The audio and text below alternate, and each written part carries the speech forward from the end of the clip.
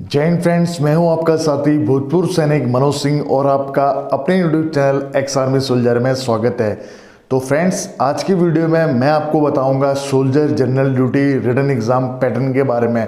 Friends, बहुत सारे स्टेटों में भर्तियां आ चुकी है और बहुत सारे स्टेटों में भर्तियां आनी बाकी है और बहुत जगह फिजिकल स्टार्ट हो गए हैं। तो फिजिकल के बाद में मेडिकल और मेडिकल के बाद में रिटन एग्ज़ाम। तो मैंने सोचा क्यों ना अब हर ट्रेड की मैंने वीडियो बना दी है, तो अब ट्रेड वाइज जो रिटन एग्ज़ाम का पैटर्न है वो भी आप लोगों को बताऊं और उसकी जानकारी दूं कि किस पार्ट्स में से कितने क्वेश्चन आते हैं। तो फ्रेंड्स, आज का वीडियो पूरा यही इसी टॉपिक को लेके है कि soldier GD written exam paper किस टाइप का आता है और कौन कौन से पार्ट उसमें पूछे जाते हैं। तो चलिए आपको मैं स्टेप बाय स्टेप बताता हूँ। तो फ्रेंड्स, बेसिकली जो सोल्जर जीडी का जो रिटन एग्ज़ाम पेपर होता है वो 4 पार्ट्स में होता है। तो फ्रेंड्स, पहला पार्ट होता है आपका जनरल नॉलेज का, और जिसमें आते हैं आपके क्वेश्चन 15 और उनकी मार्किंग होती है 30, यानी कि 15 क्वेश्चन 30 नंबर, कह सकते हैं कि पर क्वेश्चन के 2 नंबर। अब फ्रेंड, जो सेकंड पार्ट आता है वो आता है आपका मैथ का, और मैथ के आते हैं आपके 10 क्वेश्चन और मार्किंग 20। उसी प्रकार आपका थर्ड आपका जो पार्ट है वो है आपका जनरल साइंस का, और जिसमें पूछे जाते हैं आपसे 20 क्वेश्चन और 20 क्वेश्चन के नंबर हैं 40। और उसी प्रकार लास्ट पार्ट है आपका रीजनिंग का। रीजनिंग के पूछे जाते हैं आपसे 5 क्वेश्चन और जो कि होते हैं आपके 10 नंबर के। यानी कि आप कह सकते हैं कि सोल्जर जीडी में सबसे बड़ा जो पार्ट होता है वो होता है आपका जनरल साइंस का, जिसमें 20 नंबर के 20 क्वेश्चन पूछे जाते हैं जो कि होते हैं आपके 40 नंबर के। तो टोटल नंबर ऑफ क्वेश्चन हो गए आपके 50 और मार्किंग होगी 100, यानी कि सोल्जर जीडी का पेपर हो गया आपका 100 नंबर का और क्वेश्चन पूछे जाते हैं 50 पर क्वेश्चन 2 नंबर का, जिसमें आपको क्वालिफाइंग मार्क 32 नंबर लाने होते हैं। और फ्रेंड्स, इसमें जो नेगेटिव जो मार्किंग है वो 1/4 अंक आपके नेगेटिव मार्किंग के कट जाते हैं। तो फ्रेंड्स, इसमें जो जीके का पार्ट्स होता है, अगर हम जनरल नॉलेज की बात करें तो जीके के अंदर में जैसे शॉर्ट नेम हो गया, यूएन का फुल फॉर्म, यूएनओ का फुल फॉर्म, एनएसजी का फुल फॉर्म, इसी प्रकार से शॉर्ट नेम के फुल फॉर्म आते हैं। और साथ ही आपके भारत के राष्ट्रीय प्रतीक जो होते हैं रिलेटेड क्वेश्चन पूछे जाते हैं, और खेलों से प्रश्न पूछे जाते हैं, जैसे मान लिया जाए क्रिकेट से, हॉकी से या टेनिस से।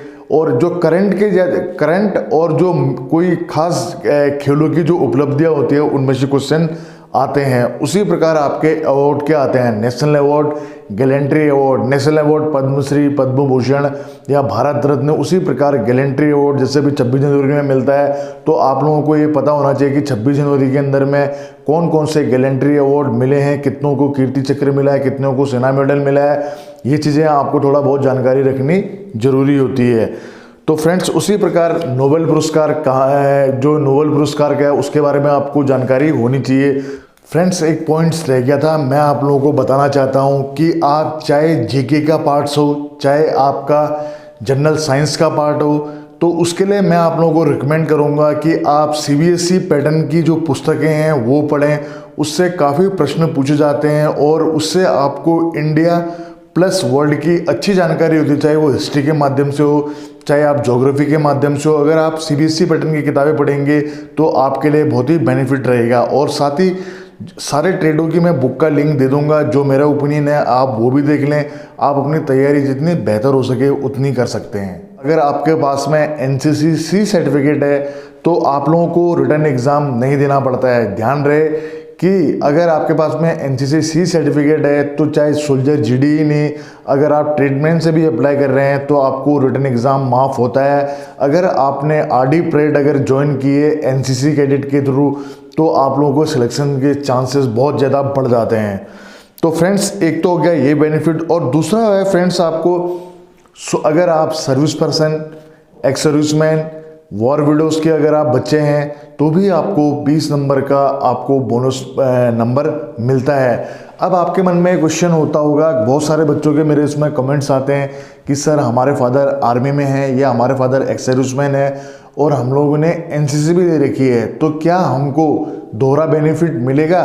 तो मैं यहाँ पर आपको एक चीज़ क्लियर कर दूँ कि दोहरा बेनिफिट नहीं मिलता है। या तो आप एनसीसी का ही बेनिफिट उठा सकते हैं, या आप एक्स सर्विसमैन या आप आर्मी कोटे का ही बेनिफिट या रिलेशन, कहने का मतलब है कि या तो आप एनसीसी का ही बेनिफिट ले सकते हैं या आप अपने रिलेशन का बेनिफिट ले सकते हैं।